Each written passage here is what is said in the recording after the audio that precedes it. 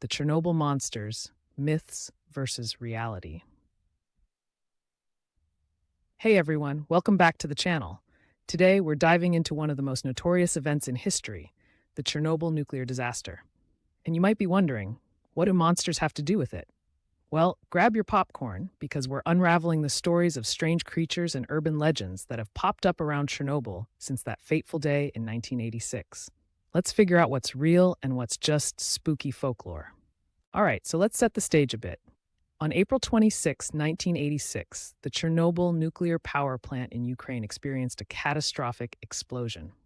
This was no small accident. It was the worst nuclear disaster in history.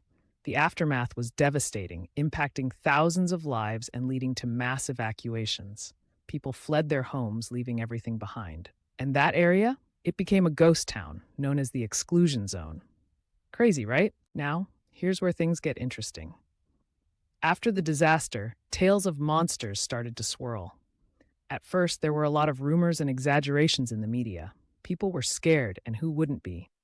The idea of mutated creatures lurking in an abandoned wasteland made for chilling stories. Radiation was supposed to cause all sorts of wild mutations, leading to creepy imaginations running wild. But how much truth was really in those tales? Let's talk about what actually happened to the animals and plants in the area. Believe it or not, wildlife in the exclusion zone has made a surprising comeback. Animals like wolves, deer, and even rare birds have been spotted, thriving in this unusual haven away from humans. But it's not all rainbows and butterflies. Some creatures have shown signs of mutations, like extra limbs or unusual growths. Scientists have documented these anomalies, but it's a far cry from the giant, rampaging monsters some stories talk about. Now, if we dig into urban legends, things get even wackier. You've probably heard of the chupacabra, right? This legendary creature is said to suck the blood of livestock. Definitely not your friendly neighborhood pet. There are tales linking it to Chernobyl, suggesting it's a product of the nuclear radiation. But honestly, these stories are more about our fears than facts.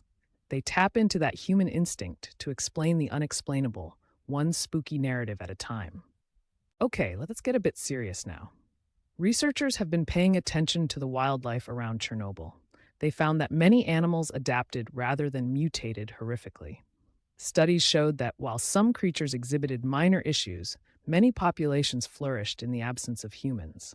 So it turns out the monsters we've heard about are largely fabrications. Science is shedding light on the true story, helping us separate fact from fiction. Now, Chernobyl's influence goes way beyond just wildlife. Have you noticed how it pops up in movies, books, and video games? It's fascinating. The eerie landscape and tragic history have inspired works like the HBO series Chernobyl and the game Stalker. These adaptations add to the allure, mixing horror with speculative scenarios that keep us on the edge of our seats. So what's the takeaway here? While the tales of Chernobyl monsters are exciting to share, they often miss the mark on reality. The real story is about resilience, adaptation, and the complex relationship between nature and humanity. Chernobyl stands as a reminder of the consequences of our actions, radiation or not.